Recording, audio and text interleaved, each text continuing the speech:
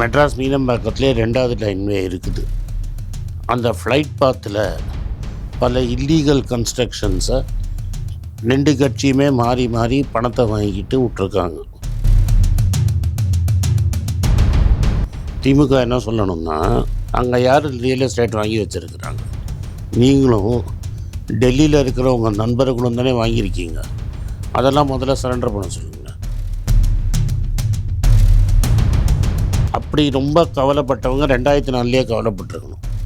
2004 2022 வரைக்கும் கும்பகர்ணமாய் தூங்கிட்டு 2022 சடனாக முயற்சிருக்கக்கூடாது. பரந்தூர் அவன் பரம்பரையாக வச்சுருக்க நிலத்துக்காக போடுறாடுறான். இங்கே நீ பணத்தை அரசியல் கட்சிக்கும் அதிகாரிகளுக்கும் லஞ்சம் கொடுத்த வீட்டை இடிக்க தப்புங்கிற. இப்போ 2004 2022 வரைக்கும் 2 பேரும் மாற்றி மாற்றி ஆட்சி பண்ணிங்க. அப்போ தமிழ்நாட்டை பற்றி கவலைப்படாதவங்க இன்றைக்கி ஏன் கவலைப்படுறீங்க? உங்களுக்கு சேர்ந்தவங்கள் அங்கே லேண்டுக்கு வாங்கி போட்டிருக்காங்க. அந்த லேண்டு இப்போ வேல்யூ இல்லாமல் ஆயிடுச்சு. உங்களுக்கு பெரும் நஷ்டம். அந்த நஷ்டத்தை எப்படி ஈடுகட்டுறது அப்படிங்கிற கவலை தான்.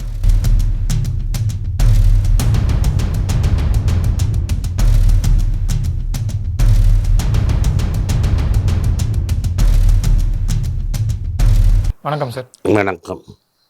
பரந்தூர் ஏர்போர்ட் திட்டத்தை தமிழ்நாடு அரசு ரத்து பண்ணியிருக்காங்க. இந்த ரத்து மூலயமா தமிழ்நாடு பொருளாதார ரீதியாக கிட்டத்தட்ட 10 ஆண்டுகளுக்கு பின்னோக்கி போகிறதுக்கான வாய்ப்புகள் இருக்குது. நீங்கள் $1.5 ட்ரில்லியன் இலக்கை கொண்டு செயல்படுறேன்னு சொல்கிறீங்க. பட் நீங்கள் இந்த மாதிரியான ஒரு திட்டத்தை ரத்து செய்துட்டு நீங்கள் எப்படி அதை நோக்கி அந்த இலக்கை நோக்கி முன்னேறுவாங்க? பெங்களூர், ஹைதராபாத் கம்பேரிட்டிவ்லி நம்மளை விட ஏர்போர்ட் ஃபெசிலிட்டியில் முன்னோக்கி போயிட்டுருக்காங்க. சென்னை ஏர்போர்ட் இந்தியாவிலே ஒரு ஓல்டஸ்ட் ஏர்போர்ட்டாக மாறிட்டு இருக்கு. இந்த திட்டத்தை ரத்து பண்ண பிறகு தொடர்ச்சியாக எதிர்கட்சிகள் விமர்சனம் பண்ணிகிட்டு இருக்காங்க. எப்படி பார்க்குறீங்க சார்? மெட்ராஸுக்கு ஏர்போர்ட் போகணுங்கிறது மாற்று கருத்தே கிடையாது. ரைட்டாக இன்னொரு ஏர்போர்ட்டு தேவை. அது எங்கே இருக்குங்கிறது முக்கியம் கிடையாது. அது நீங்கள் பரந்தூரில் தான் இருக்கணும்னு அவசியம் கிடையாது. அது மகாபலிபுரமில் இருந்தாலும் பெருசு கிடையாது. ஃபஸ்ட்டு இந்த ஏர்போர்ட்டுக்கு ஒரு லிங்க் வேணும். கனெக்டிவிட்டி. நான் பெங்களூருக்கு ரெகுலராக போகிறேன். இன்றைக்கும் பெங்களூர் ஏர்போர்ட்டுக்கு சரியாக கனெக்டிவிட்டி கிடையாது. ஹைதராபாத் ஏர்போர்ட்டு 45 நிமிஷம் வெளில இருக்குது, நல்ல ரோடு இருக்குது. ஆனால் ஊருக்கு வெளில எங்கேயோ இருக்குது. பரந்தூருக்கு கனெக்டிவிட்டி கிடையாது. ஏன்னா அந்த மெயின் ரோட்டில் நிறைய பிரிட்ஜு அது இதுன்னு கட்டிகிட்ருக்காங்க.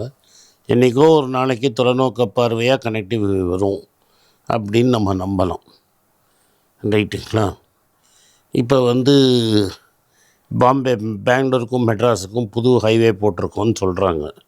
10 வருஷமாக போட்டுட்ருக்காங்க. ஸோ இந்த ஏர்போர்ட்டு 10 வருஷத்துக்கு கனெக்டிவிட்டி வரலன்னு வைங்க, இது வேஸ்ட்டு.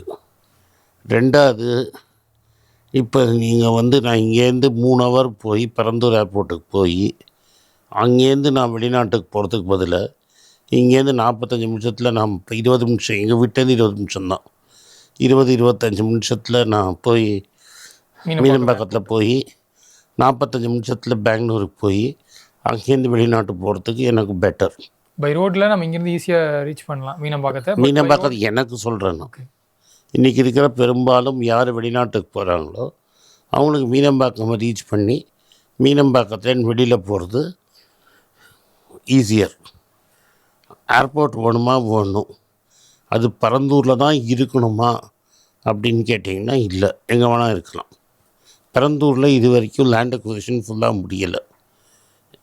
சொல்கிறாங்க 90% முடிஞ்சிருக்குன்னு எனக்கு தெரியாது. பட் மினிஸ்டர் இருந்துச்சு 48% தான் முடிஞ்சிருக்குன்ட்டு. மினிஸ்டர் 48ங்கிறாரு, சில பேர் 90%ங்கிறார். Truth is somewhere between. ஏன்னா எனக்கு தெரியாது. ஸோ இன்றைக்கி நான் லேண்ட் அக்வயர் பண்ணி அதுக்கப்புறம் அது ப்ரைவேட்டுக்கு டெண்டர் விட்டு ப்ரைவேட் வாங்கி கட்டி என்ன தான் ஓட்டம் போட்டாலும் 5 வருஷம் ஆகும்.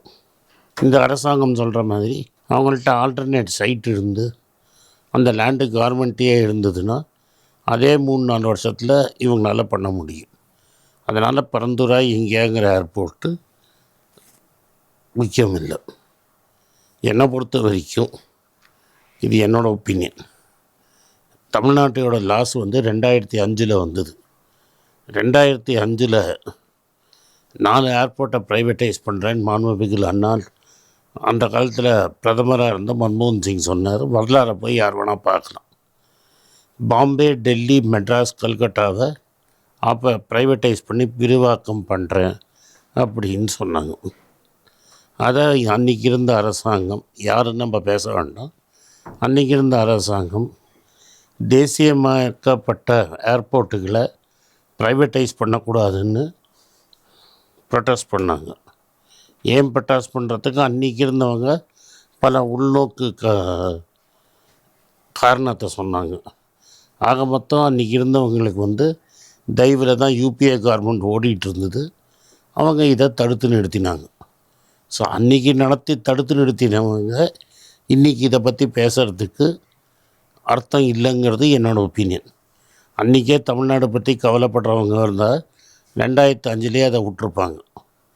அதை விட்டுட்டு இன்றைக்கி பேசுகிறது சரி கிடையாது. ரைட்டாக 2022-23 மூழ்கிக்கிட்டு பரந்தூரில் ஏர்போர்ட்டு கிளியர் பண்ணாங்க. இந்த பரந்தூர் ஏர்போர்ட் கிளியர் பண்ணுறதுக்கு பல கட்சிகள், எந்த கட்சின்னு சொல்ல வேண்டாம், எனக்கு கிடையாது, ஏன்னா என்கிட்ட எங்கேயுமே ரியல் எஸ்டேட்டே கிடையாது. பல பெரும் புள்ளிகள் சுற்றி வர நிறைய ரியல் எஸ்டேட்டை முடக்கி போட்டிருக்காங்க. அவங்களுக்கு நிச்சயமாக இன்றைக்கே நஷ்டம். பல ஐஏஎஸ் ஆஃபீஸருங்க அங்கே நிலத்தை வாங்கி அவங்களுக்கு திருப்பதி நாமம் வந்துருச்சு. அதனால் அவங்க வந்து கத்துவாங்க, வருத்தப்படுவாங்கங்கிறதுல கிடையாது. இதுக்கு பெஸ்ட்டு சொல்யூஷன் என்ன அப்படின்னு என்ன கேட்டிங்கன்னா, என் ஒப்பீனியன், மெட்ராஸ் மீனம்பாக்கத்துலேயே 2வது லைன்வே இருக்குது. அந்த ஃப்ளைட் பாத்தில் பல இல்லீகல் கன்ஸ்ட்ரக்ஷன்ஸை 2 கட்சியுமே மாறி மாறி பணத்தை வாங்கிக்கிட்டு விட்ருக்காங்க. ஒரு 1000-1500 பில்டிங் இல்லீகல், அதாவது ஃப்ளைட் பாத்தில் கட்டக்கூடாத பில்டிங்கில் அதிகாரிகளும் அரசியல்வாதிகளும் காசு வாங்கிட்டு அந்த பில்டிங்கை கட்டியிருக்கிறாங்க. அந்த பில்டிங்கை நியாயப்படி கவர்மெண்ட் இடிச்சதுன்னா ஆட்டோமேட்டிக்காக அங்கே 2வது ஏர்ப்ளைனு இறங்கும். இங்கே இந்த ஏர்போர்ட்டில் ஒரே ஒரு ப்ராப்ளம், A380 இறங்காது. ஆனால் இப்போ A380 மற்றவங்களாம் எடுத்துட்டாங்க. ஸோ குயிக்காக சொல்யூஷன் 300 ஏர்போர்ட்டை தேடி போகிறது long term solution.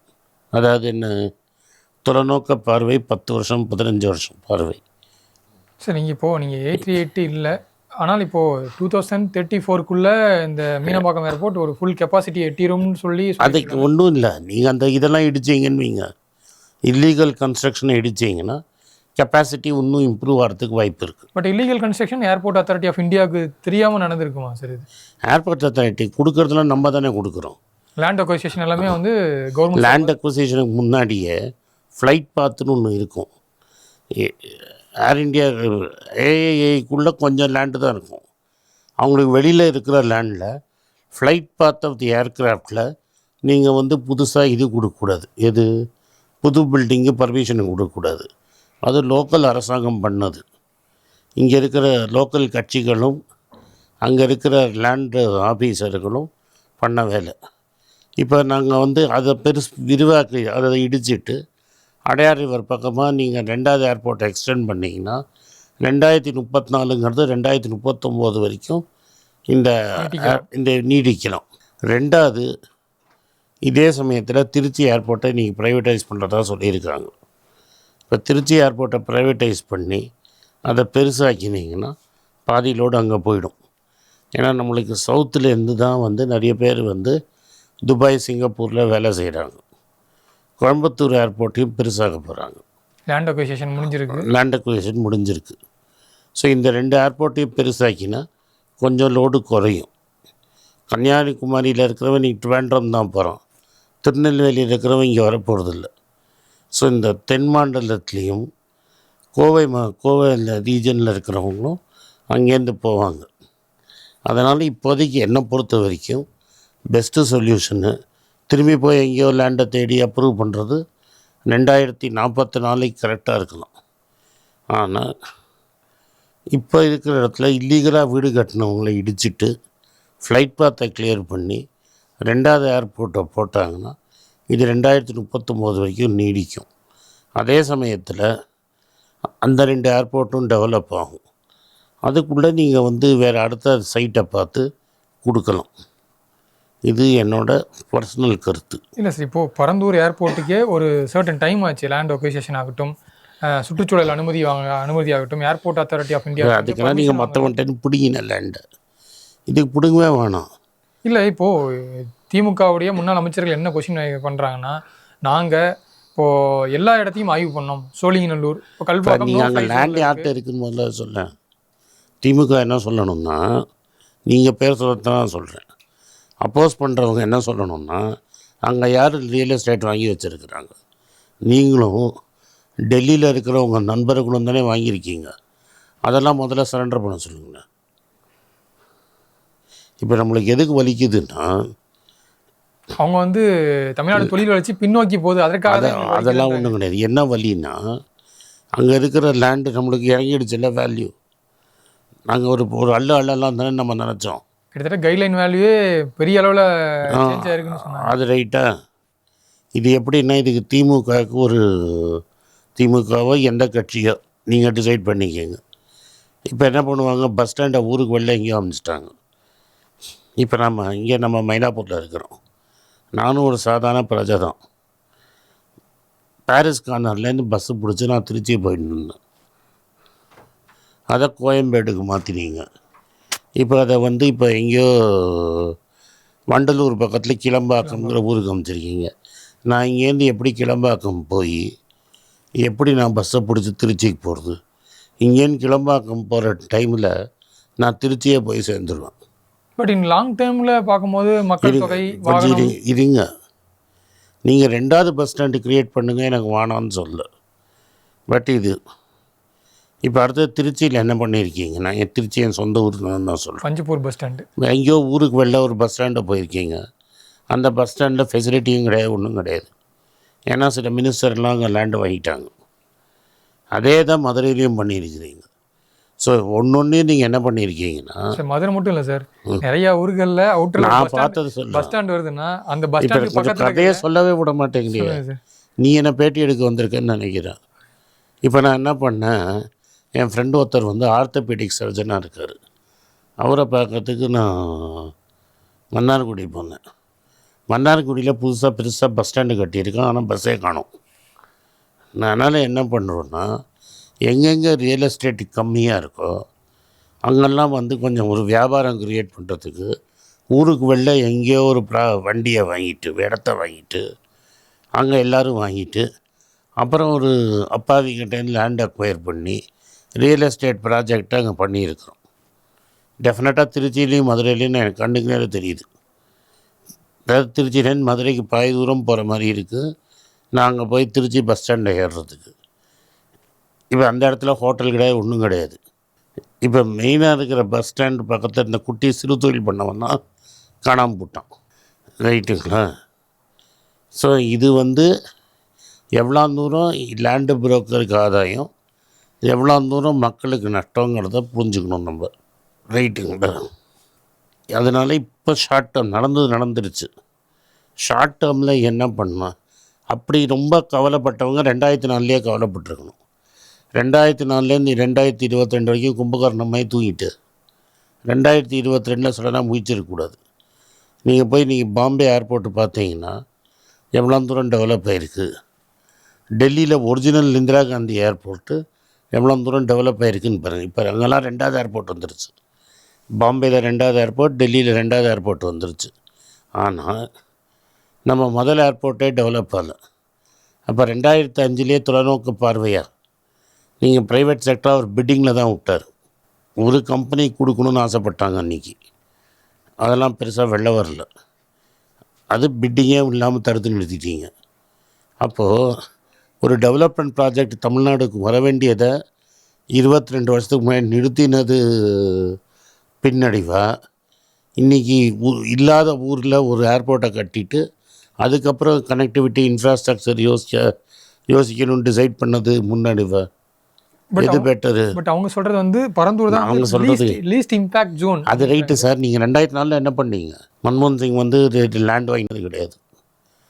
History will be kinder to me அப்படின்னு சொன்னவர். கோர்ட்டே சொல்லிடுச்சு அந்த மனுஷன் ஒன்றும் பண்ணலப்பா, அவன் மாருதி 800 காரை வச்சுட்டு இருந்தான்னு சொன்னது. அதனால் அவர் லேண்ட் டீலிங்லாம் பண்ணலை. அந்த ஆள் என்ன சொன்னான், மயிலாப்பூர் இந்த மீனம்பாக்கம் ஏர்போர்ட்டை சரி பண்ணி தரேன்னு. அதை ஏன் தடுத்தோன்னு இப்போ இங்கே பேசுகிறவன் 2026 தமிழ்நாடு பற்றி கவலைப்படுறவங்க 2004 ஏன் கவலைப்படலைன்னு கேட்கணும்ல. அப்போ பெங்களூரில் ஏர்போர்ட்டே கிடையாது. அன்றைக்கி இதை டெவலப் பண்ணியிருந்தால் நம்ம பெருசு முன்னேறி போயிருப்போம்ல. பெங்களூரும் ஹைதராபாடும் அதுக்கப்புறம் ஏர்போர்ட் கட்டிட்டு முன்னாடி போன அப்புறம் ஐயோ ஐயோன்னு கத்தி என் வயிற்றுலையும் அடிச்சு நின்றுச்சு. பெங்களூரை யாரும் முன்னாடி வளர விட்டாங்க. வரலாறை பேசணுன்னா 2 சைடும் பேசலாம், புரியுதுங்களா? ஸோ நம்ம 2024 பண்ண தப்பை நீங்கள் பரந்தூர் வச்சு சரி பண்ண பார்த்தீங்க. பரந்தூருக்கு ரோடு கிடையாது, பரந்தூருக்கு ட்ரெயின் கிடையாது. இன்றைக்கி நான் பரந்தூர் போனோன்னா 3 மணி நேரம் ஆகும். நான் டிராஃபிக் இன்றைக்கி பிரிட்ஜெல்லாம் கட்டலை. பிரிட்ஜெலாம் கட்டினாலும் டிராஃபிக் ஜாம் ஆகிடுச்சுன்னா 3 மணி நேரம் ஆகும். இங்கேருந்து நான் துபாய்க்கு போகணுன்னா 4 ஹவர் ஃப்ளைட்டு. இங்கேருந்து 3 ஹவர் போய் அங்கே ஒரு 4 ஹவர் உட்காந்து செக்இன்க்கெல்லாம் உட்காந்துட்டு துபாய்க்கு போகிறதுக்கு முன்னாடி நான் 7 மணி நேரம் இங்கேருந்து கிளம்பி துபாய்க்கு 3 ஹவர் போவேன்னா, இல்லை இங்கேருந்து ஒரு 1 ஹவர் முன்னாடி போய் பெங்களூருக்கு ஓடி போய் துபாயில் கனெக்ட் பண்ணி 4 மணி நேரத்தில் துபாய் போனேன். அப்போ நான் 6 மணி நேரத்தில் துபாயில் இருப்பேன். நீங்கள் லாஜிக்கை பாருங்கள். ஏன்னா துபாய் தான் இன்றைக்கி கனெக்டிவிட்டி எல்லா ஊருக்கும். அதனால தான் துபாய் சொல்கிறேன். எனக்கு ஃப்ளைட்டு 4 மணிக்கு பெங்களூரில், 2:30 மணிக்கு கிளம்பினா 3 மணிக்கு மீனம்பாக்கம், 4 மணி 4:45 பெங்களூர், 6:30 மணிக்கு பெங்களூர்லேருந்து கனெக்டிங் ஃப்ளைட்டு. லைட்டாக 2 ஹவரில் கனெக்டிங் ஃப்ளைட் இருக்குது. 6 ஹவர் 1 ஹவர் கூட கனெக்டிங் ஃப்ளைட் இருக்குது. நான் 2 ஹவர் சொல்கிறேன். 6:30 மணிக்கு நான் ஏறினேன்னா 9:30-10 மணிக்கு துபாய். கரெக்டாக இதே 6:30 மணி ஃப்ளைட்டை நான் பிடிக்கிறதுக்கு இங்கேருந்து நான் வீட்டிலேருந்து 1 மணிக்கு கிளம்பணும். அதுக்கப்புறம் டிராஃபிக் ஒழுங்காக இருந்தால் 4 மணிக்கு போய் 6:30 மணி ஃப்ளைட்டை பிடிச்சி துபாய்க்கு போகணும். நான் 1 மணிக்கே இங்கேருந்து கசிங்க காரில் போவேன்னா, இல்லை ஹாப்பியாக இங்கேருந்து பெங்களூர்லேருந்து ஃப்ளைட்டு போய் கனெக்டிங் ஃப்ளைட் வழியாக போவாங்களா? என்ன பண்ணுவான் ஒரு சாதாரண மனுஷன், என்ன பண்ணுவான்னு சொல்லு. நீங்கள் சொன்ன மாதிரி பெங்களூர் போய் அப்போ பெரந்தூர் ஏர்போர்ட்டே வேஸ்ட்டு தானே சார். அப்போ எனக்கு இன்னொரு சின்ன சந்தேகம் என்னன்னா, இப்போ எப்படி இருந்தாலும் புதுசாக ஒரு ஏர்போர்ட் வரப்போகுது. இப்போ எதுக்கு புதுசாக வரணும்? இதை முதல்ல இதை சரி பண்ணலாம்ல. ஆல்டர்னேட் இப்போ உங்கள் மூலமாக நான் என்ன கேட்குறேன்னா, இந்த புது ஏர்போர்ட்டை கொஞ்சம் தள்ளி வச்சுட்டு இந்த இல்லீகல் கன்ஸ்ட்ரக்ஷன்லாம் இடித்து அது மெட்ராஸ் ஏர்போர்ட்டே பெருசு பண்ணாங்கன்னா அதுக்கப்புறம் புது ஏர்போர்ட் யோசிக்கணும். இது ஏர்போர்ட் அத்தாரிட்டின்னு பிடிங்கி ஃபஸ்ட்டு கவர்மெண்ட்டுன்னு இது வரைக்கும் கிளியராக என்ன தெரிஞ்சிருச்சு, சென்ட்ரல் அரசாங்கம்கிட்ட எந்த கம்பெனி இருந்தாலும் ஒழுங்காக நடக்காதுன்னு தெரிஞ்சிருச்சு. அதனால் ஏர்போர்ட் அத்தாரிட்டின்னு இந்த ஏர்போர்ட்டை எடுத்து ஒரு ப்ரைவேட் பார்ட்டிகிட்ட கொடுத்து அந்த பழைய இல்லீகல் ஃப்ளையிங் ஜோனில் இருக்கிற வீட்டெல்லாம் இடித்து கரெக்டாக பண்ணாங்கன்னா 3 வருஷத்துலேயே ஒரு நல்ல ஏர்போர்ட் தமிழ்நாட்டுக்கு கிடைக்கும். நீங்கள் என்ன தான் ஃபாஸ்ட்டாக போய் இன்னொரு சைட்டு கண்டுபிடிச்சி அந்த சைட்டை ரெடி பண்ணி அங்கே கனெக்ஷன் கொடுத்தீங்கன்னா 10 வருஷம் ஆகும் ஒரு ஏர்போர்ட் வரத்துக்கு. பெரந்தூர்லேயும் 10 வருஷம் ஆகிருக்கும், அங்கேயும் 10 வருஷம் ஆகும். அதுக்கு 10 வருஷத்துக்கு அப்புறம் இந்த ஏர்போர்ட்டில் பாப்புலேஷனே நம்மளது குறைஞ்சிருக்கும். அதனால் என்னோடய அப்பீல் என்னென்னா, இந்த ஏர்போர்ட்டே எப்படி சரி பண்ண முடியுங்கிறது முதல்ல பார்த்துட்டு அதே சமயத்தில் 2வது ஏர்போர்ட் பார்க்குறது தான் பெட்டர்.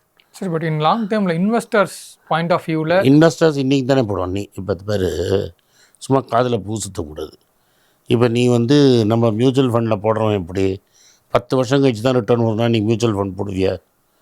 டெய்லி கார்த்தர ஸ்க்ரீனை திறந்து என்ன இருக்குதுன்னு பார்க்குறவன் தான் மியூச்சுவல் ஃபண்டு. வெளிநாட்டு முதலீட்டாளர் இந்தியாவுக்கு வரல, 3 வருஷமாக நம்மளுக்கு தெரியும். இண்டெக்ஸ் அங்கேயே இருக்குது. நீ ஆகஸ்ட் 2024 எங்கே இருந்ததுன்னு பாரு. நிஃப்டி 25 எங்கே இருந்தது, 26 எங்கே இருந்தது, அதே இடத்துல சுற்றிட்டு இருக்குது. 70 ரூபா இருந்த ரூபா இன்றைக்கி 96 ரூபாய்க்கு போயிடுச்சு. எந்த வெளிநாட்டுக்காரனும் வரப்போகிறதில்ல. அதனால் எந்த இன்வெஸ்டரை பற்றி கவலைப்படணும்? லோக்கல் இன்வெஸ்டர் பற்றி கவலைப்படணும். லோக்கல் இன்வெஸ்டர் 10 வருஷம் காத்துன்னு இருப்பானா, இல்லை 3-4 வருஷத்துல எனக்கு பெட்டர் ஏர்போர்ட் இருந்தால் பெட்டரா? 3-4 வருஷத்தில் இருந்தால் பெட்டர். அதனால் என் ஒப்பீனியன் இந்த ஏர்போர்ட்டை சரி பண்ணுறது ஈஸியர். ஆனால் இதை ஏன் பண்ண மாட்டாங்கன்னா, ஒரு ஒரு தொகுதி போயிடும். ஒரு தொகுதியில் இல்லீகலாக கட்டின வீட்டை ஒரு 1000-2000 வீட்டை நீங்கள் இடிக்கணும். அதுதான் பாசிபிளா சார்? ஏன்னா சிட்டி ஏன் முடியாது? ஏன்னா பரந்தூர்ல ஒரு கிராம மக்கள் போராடுறாங்க, அதே மாதிரி இங்க நீங்க நீ இல்லீகலாக பரந்தூர் அவன் பரம்பரையாக வச்சுருக்க நிலத்துக்காக போடுறாடுறான். இங்கே நீ பணத்தை அரசியல் கட்சிக்கும் அதிகாரிகளுக்கும் லஞ்சம் கொடுத்த வீட்டை இடிக்க தப்புங்கிற சாமானிய மக்கள் பாதிக்கப்படுவாங்களா சார்? என்ன ஒரு சாமானிய அரசாங்கம் தப்பு பண்ணியிருக்கு. அரசாங்கம் தப்பு பண்ணல, நீயும் தானே பங்கு. ப்ரிவென்ஷன் ஆஃப் கரப்ஷன் ஆக்ட் என்ன சொல்கிறது? லஞ்சம் கொடுத்தவனும் தப்பு தானே. கட்டக்கூடாத இடத்துல வீடு கட்டிக்கிறதுக்கு நீ லஞ்சம் கொடுத்துட்டு அப்புறம் எதுக்கு அரசாங்கத்தை சொல்கிற? நீ உனக்கு கிளியராக தெரியும் அங்கே வீடு கட்டக்கூடாதுன்னு, பேராசையில் வீடு கட்டிக்கிட்ட அப்புறம் என்ன ஐயோ ஐயோங்கிற? அப்போ யாருமே சட்டத்தை மதிக்கலைன்னா சட்டமே இருக்காது இல்லை. அப்போ நான் என்ன பண்ணலாம்? உன்னை பலாரும் வர விட்டு நீ போலீஸ் ஸ்டேஷன் தெரியாமல் அடிச்சிட்டேங்க, இதுக்காக என்னை ஜெயிலுக்கு அனுப்புவீங்களா? இல்லை உன்னை கத்தியால் இப்படி குத்திட்டு தெரியாமல் கோவத்தில் குத்திட்டேங்க, மற்றபடி நான் ரொம்ப நல்லவங்க, என்னை போலீஸ் ஸ்டேஷன்லாம் கூப்பிடாதீங்க அப்படின்னா சட்டம் ஒழுங்கோ நியாயம் இந்த எப்படி ஒரு சொசைட்டியை நடத்த முடியும்? உனக்கு கிளியராக தெரியும் அங்கே வீடு கட்டக்கூடாதுன்னு. நீ அரசியல்வாதிக்கும் அங்கே இருக்கிற ஆஃபீஸருக்கும் காசை கொடுத்து நீ தவறாக வீடு கட்டிட்ட, அந்த வீட்டை இடிக்கக்கூடாது நீ போயினா எப்படி இது ஒத்துக்க முடியும்? ஆனால் வேறு எங்கேயோ போய் இன்னொரு இடத்துல விவசாய நிலத்தை அக்வயர் பண்ணால் ரைட்டுங்கிற என்னையா நியாயம்? சரி, இப்போ நீங்கள் சொன்ன மாதிரி ஒரு தற்காலிக சொல்யூஷனாக நீங்கள் இருக்கக்கூடிய ஏர்போர்ட்டை நீங்கள் டெவலப் பண்ணாலே இது ஃபஸ்ட்டு ப்ராப்ளம் சால்வ் ஆகும். அதுக்கப்புறம் ஒரு நல்ல ஏர்போர்ட்டை பார்த்து இடத்த கார்மெண்ட்டே இருக்கிற முக்கால்வாசி நிலம் கார்மெண்ட்டே இருக்கிற இடம் பார்த்து டெவலப் பண்ணால் தான் இது டெவலப் ஆகும். பட் அந்த மாதிரி இடம் இருக்கான்றதான் அது எனக்கு தெரியாது. இப்போ நீங்கள் பரந்தூரில் ஒரு மக்களை வெளியேற்ற மாதிரி இருந்துச்சு. நீங்கள் சென்னை அவுட்டரில் நீங்கள் சொன்ன மாதிரி இப்போ பரந்தூர் என்னாலே 2-3 லாங் டிஸ்டன்ஸ். இப்போ நான் என்ன சொல்கிறேன், பிஜேபி அரசாங்கம் நாட்டுக்கு தமிழ்நாட்டுக்கு நல்லது செய்ய போகிறாங்கன்னா ஆவடி ஹெவி டேங்க் ஃபேக்ட்ரி நமக்கு இந்த டேங்க் ஃபேக்ட்ரியை வேற எங்கேயோ நிறுத்திட்டு ஆவடி டேங்க் ஃபேக்ட்ரி உங்கள் கையில் கொடுத்தா அங்கே டெவலப் பண்ணிட்டு போடுவல்ல. அது சென்ட்ரல் கவர்மெண்ட் நிலம் தானே. இந்த டேங்க் ஃபேக்ட்ரி நிலம் எல்லாம் சேர்த்தனா 5000 ஏக்கர் இருக்கும். அங்கே கொடுத்தா சிட்டிக்குள்ளே தான் இருக்குது, ஆவடிக்குள்ளே இருக்குது, அங்கே கட்டிட்டு போயிடலாமே. யார்கிட்டேருந்தும் வாங்க வேண்டாம்ல. சென்ட்ரல் கவர்மெண்ட்டு கொடுத்துச்சுன்னா நம்ம சர்க்கார் வேறு எங்கேயா நிலம் கொடுக்கும், அங்கே போய் டேங்க் ஃபேக்ட்ரி கட்டினேன்னா அங்கே டெவலப் ஆகும்ல. அன்றைக்கி காமராஜர் காலத்தில் ஆவடி டேங்க் கட்டினீங்க, ஆவடி ஏரியா நல்லா டெவலப் ஆகிடுச்சு. இப்போ அந்த டேங்க் ஃபேக்ட்ரியை நீங்கள் வேறு எங்கேயா நிறுத்திட்டு அதுக்கு ஸ்டேட் கவர்மெண்ட்டை நிலம் எல்லாத்தையும் கொடுத்துட்டு நீங்கள் அந்த இடத்த காலி பண்ணி கொடுத்தீங்கன்னா அதை இடித்து தரமட்டமாக்கி நம்ம ஈஸியாக பண்ணிட்டு போயிடலாம்ல. நீங்கள் கேட்டதுதான் நான் சொல்கிறேன். அது மாதிரி பல இடம் இருக்குது. ஆனால் நான் சென்ட்ரல் கவர்மெண்ட் என்ன பண்ணுது, இப்போ ஹிந்துஸ்தான் ஃபோட்டோ ஃபிலிமு டெலிபிரிண்டரோட இடத்த விற்று பில்டருக்கு விற்று காசாக்க பார்க்குதே தவிர சென்ட்ரல் கவர்மெண்ட்டும் மக்கள் நலமாக ஏதாவது பண்ணலான்னு பார்த்தா பண்ண மாட்டேங்குது. இப்போ இந்த ஆஃபீஸர்ஸ் ட்ரெயினிங் அகாடமி நம்ம ஏர்போர்ட் பக்கத்துலேயே இருக்குது, அதை கொடுக்கலாமே. என்னது ட்ரைனிங்? ஆஃபீஸருக்கு ட்ரைனிங் கொடுக்கணும். அதுலேயே காடு மேடெல்லாம் பண்ணுறீங்க. நீங்கள் நிஜமான காட்டில் போய் ட்ரெயின் பண்ணுங்கள் ஆஃபீஸரை. உங்களுக்கு வெள்ளை துப்பாக்கியெல்லாம் வச்சு மெமோரியல் இங்கே ஆஃபீஸர்ஸ் ட்ரெயினிங் அகாடமி. இப்போ ராதாகிருஷ்ணன் ரோட்டில் சோலா ஷெரட்டன் ஒரு ஹோட்டல் இருக்குது, காந்தி தங்க வீடுன்னு ஒரு மெமோரியல் பிளேக்கை வச்சுவிட்டு இந்த இடத்துல காந்தி தங்கினார் அப்படின்னு ஒரு பிளேக்கை கட்டின மாதிரி இந்த இடத்துல பல்லாவரத்தில் ஓட்டியே இருந்தது அப்படின்னு சொல்லிவிட்டு பாவம் மக்களுக்காக வேலை செய்கிறவங்க அந்த நிலத்தை கவர்மெண்ட்டுக்கு கொடுக்கலாமே. அதாவது நம்மளை பற்றி பேசுகிறத விட்டுட்டு ஆப்போசிஷன் பார்ட்டி அந்த லேண்டை வாங்கி போடலாமே. இதில் ப்ராப்ளம் என்னென்னா ரியல் எஸ்டேட் புரோக்கிங் பண்ண முடியாது. இம்பார்ட்டன்ட் ரோல் ப்ளே பண்ணுது இந்த ரியல் எஸ்டேட் புரோக்கிங் தான் இந்த கேமே. பஸ் ஸ்டாண்ட் மாற்றுறது, புது ஏர்போர்ட் கட்டுறது எல்லாமே ரியல் எஸ்டேட் புரோக்கிங். நான் என்ன ரிக்வெஸ்ட் வைக்கிறேன்னா, கன்சர்ன்ட் அமைச்சர் நீட்டாக சுற்றி ஏரியை சுற்றி யார் யார் எவ்வளோ லேண்டு வாங்கியிருக்கிறாங்க, இந்த லேண்டை வசியமான பிறன்னு வெள்ளை விட்டாலே உண்மை கிளியராக தெரிஞ்சிடும். சார் இப்போ எந்த விதத்திலையும் இப்போ நம்ம கிட்ட நீங்கள் சொன்ன மாதிரி வெளிநாட்டு முதலீடே கிடையாது, இப்போ வரதே 3 வருஷமாக இல்லை. இல்லைன்னு சொல்லும் போது ஏர்போர்ட் வந்து ஒரு இம்பார்ட்டன்ட் ரோல் ப்ளே பண்ணுதா சார்? இப்போ ஹைதராபாத், பெங்களூரை கம்பேர் பண்ணும்போது Definitely சென்னையில் இல்லாதது அது யாருக்கு 2004 தப்பு பண்ணவங்க பேசணும்ல. இன்றைக்கி நம்மளை தப்புன்னு சொல்கிறவன் இன்றைக்கி நம்மளை தப்புன்னு சொல்கிறவங்க 2004 என்ன பண்ணிட்டு இருந்தாங்க? பட் நாங்கள் அதுக்கு ஒரு இனிஷியேட் பண்ணி தானே இப்போ பரந்தூரில் அந்த பரந்தூர் ஊருக்கு வெளில இருக்குது. நான் எப்படி போவேன் பரந்தூருக்கு? நீங்கள் எல்லா ஏர்போர்ட்டும் இப்போ ஆல்டர்னேட் நீங்கள் சொன்ன மாதிரி இல்லை, இந்த ஏர்போர்ட் சரியாக இருந்தது. அன்றைக்கி அவ்வளோ இல்லீகல் வீடு இல்லை, டெவலப்மெண்ட் இல்லை. அன்றைக்கி ஒழுங்காக கட்டி முடிச்சிருக்கலாமே. அன்றைக்கி ஏன் தடுத்து நீ அதுக்கு பதிலே சொல்லாமல் இருக்கிற? இப்போது பரந்தூர் ஏர்போர்ட்டும் ப்ரைவேட் ஏர்போர்ட்டாக தான் கொடுத்தேன். அப்போ 2004 ப்ரைவேட் ஏர்போர்ட் கொடுத்துருக்கலாமே. 22 வருஷத்தை டெவலப் ஆகி முடிஞ்சிருக்குமே எத்தனை நேரம் தமிழ்நாடு. அதனால் தமிழ்நாட்டை பற்றி அன்றைக்கி கவலைப்படாதவங்க இன்றைக்கி ஏன் தமிழ்நாட்டை பற்றி கவலைப்படணும்? But இன்றைக்காச்சும் கவலைப்படுறாங்களே sir. அது ஏன்னா ஆட்சியில் இல்லை. இப்போது நீங்கள் எப்போ ஐயா இவங்களா இருக்கட்டும், அம்மையாராக இருக்கட்டும், அம்மையார் ஒரு கன்விக்டட் கிரிமினல். நம்ம வேணால் அம்மா தெய்வம் அப்படி இப்படின்னு நம்ம பேசலாம். சுப்ரீம் கோர்ட் தான் law of the land. Final appeal எங்கே? Supreme court. சுப்ரீம் கோர்ட் என்ன சொல்லிட்டு, Jayalalithaa is a convicted criminal. Death of Jayalalithaa does not abate criminality. புரிஞ்சிடுச்சுல உங்களுக்கு? 3 வருஷம் ஜெயில் தண்டனை கொடுத்துருந்தாங்க. 3 வருஷம் ஜெயிலில் இருந்திருக்கணும். அதுக்கப்புறம் ஒரு 5 வருஷம் எலெக்ஷன் நிற்காமல் பனிஷ்மெண்ட் வாங்கியிருக்கணும். அம்மையார் இறந்துட்டாங்க, மக்கள் அழுததுனால திருடினது தப்பு இல்லைன்னு சொல்லலை. சுப்ரீம் கோர்ட் சொல்லிச்சா? சொல்லலைல்ல. அந்த அம்மா ஆட்சியும் சரி, அதுக்கப்புறம் எடப்பாடியார் ஆட்சியும் சரி, அதுக்கப்புறம் வந்தவங்க ஆட்சியும் சரி, ஒன்றுமே பண்ணலை. 2022 21 22 தான் இந்த பரந்தூர் ஏர்போர்ட்டை நீங்கள் ஃபிக்ஸ் பண்ணீங்க. அப்போ 2004 2022 வரைக்கும் 2 பேரும் மாற்றி மாற்றி ஆட்சி பண்ணீங்க. அப்போ தமிழ்நாட்டை பற்றி கவலைப்படாதவங்க இன்றைக்கி ஏன் கவலைப்படுறீங்க? கேஸ் நீங்கள் ஆப்போசிஷன் பார்ட்டியாக இருக்காங்க நீங்கள் சொன்ன மாதிரி. இன்னொன்று என்னென்னா, ஈக்குடி இன்வெஸ்டர்ஸ் அதாவது உங்களுக்கு சேர்ந்தவங்கள் அங்கே லேண்டுக்கு வாங்கி போட்டிருக்காங்க. அந்த லேண்டு இப்போ வேல்யூ இல்லாமல் ஆயிடுச்சு. உங்களுக்கு பெரும் நஷ்டம். அந்த நஷ்டத்தை எப்படி ஈடுகட்டுறது அப்படிங்கிற கவலை தான். இப்போ புரிந்துணர்வு ஒப்பந்தங்கள் எம்ஓயூலாம் போட்டாங்களா சார்? ஒரு 97 எம்ஓயூ சைன் ஆச்சுல்ல சார், இன்வெஸ்டர் சமிட். நம்மளும் லாஸ்ட் டைம் பேசியிருந்தோம். இப்போது அந்த மாதிரி வெளிநாடுகளிலிருந்து வரக்கூடிய சில நிறுவனங்கள் இங்கே இந்த மாதிரி சிக்கல் இருக்குது, ஏர்போர்ட் இல்லை அப்படின்றத ஒரு காரணமாக காட்டி, நான் தமிழ்நாட்டில் இப்போ நீங்கள் இண்டஸ்ட்ரியல் டெவலப்மெண்ட் பற்றி பேசுகிறீங்க. தமிழ்நாட்டில் இனிமேல் பெரிய ஃபேக்ட்ரி கட்டி டெவலப் ஆகணுங்கிறது கிடையாது. ஆல்ரெடி இருக்குது. ஏன்னா ஆல்ரெடி இருக்குது. அதை பற்றி கவலைப்பட்டவங்க ஹியூண்டாய் 2வது ஃபேக்ட்ரி குஜராத் பண்ணும்போது பேசினாங்களா? இல்லை ஃபோர்டு இங்கே ஃபேக்ட்ரியை மூடி குஜராத்தில் திறந்தபோது ஏதாவது ப்ரொட்டஸ்ட் பண்ணாங்களா? இல்லை தமிழ்நாட்டில் இருக்கிற முருகப்பா குரூப்பு போய் குஜராத்தில் போய் செமிகண்டக்டர் பிளான்ட் அமைச்ச போது எதாவது பேசினாங்களா? இதெல்லாம் இந்த ஆட்சி 10 வருஷத்துலேருந்து நடந்தது. இங்கே இருக்கிற ஃபோர்டை மூடிட்டு குஜராத்தில் வேலை செய்தில்லை. நீங்கள் ஃபோர்டு தான் இல்லையா?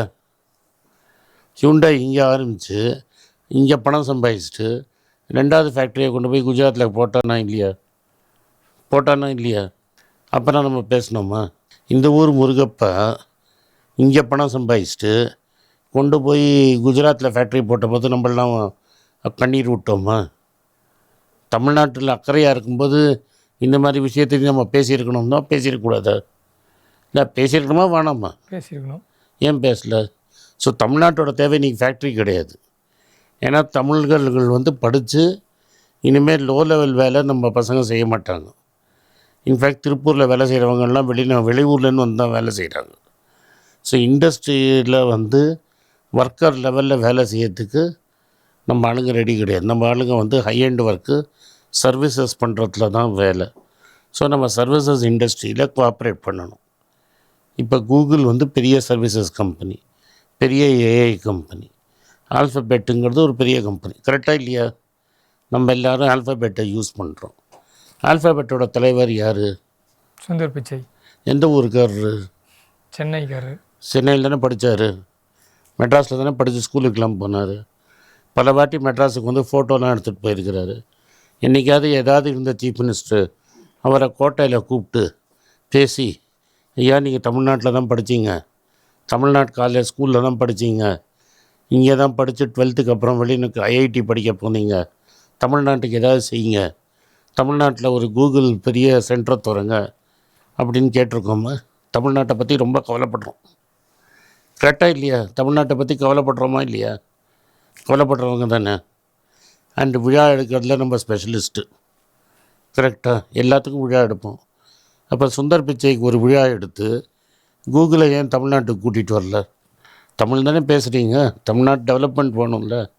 கூகுள் சென்டர் ஏன் வந்து ஹைதராபாடுக்கு கோல் விட்டீங்க? பட் அங்கே இன்ஃப்ரா இருக்குது, இன்ஃப்ராஸ்ட்ரக்சர் இருக்குது. இந்த யார் விட்டாங்க? கடந்த ஆட்சியாளர்கள் தான். சரி, நீங்கள் அமெரிக்காலாம் டூர் போனீங்கல்ல, கூகுள் ஆஃபீஸுக்கு ஏன் போகல?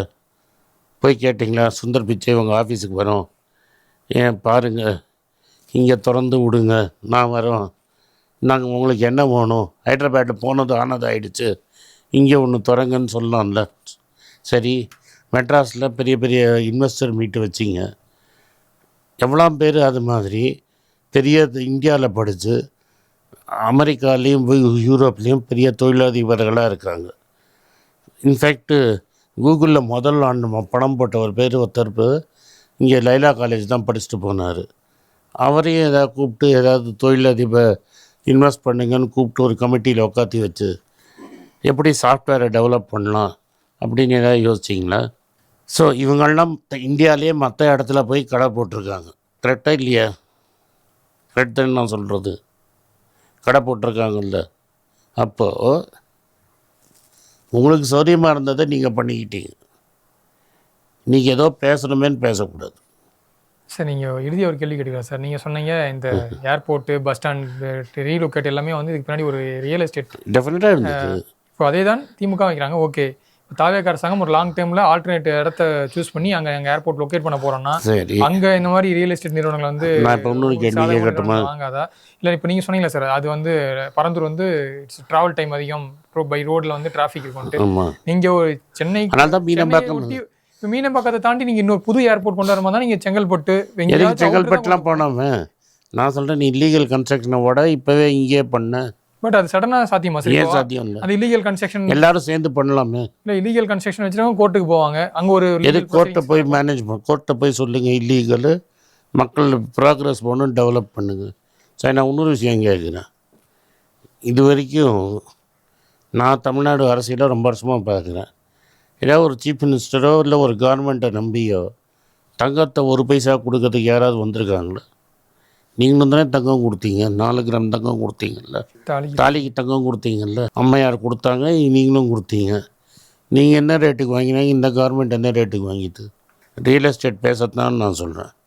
எப்பயோ டெண்டர் போட்டு ஒரு பைசாவுக்கு வாங்கிட்டான்ல.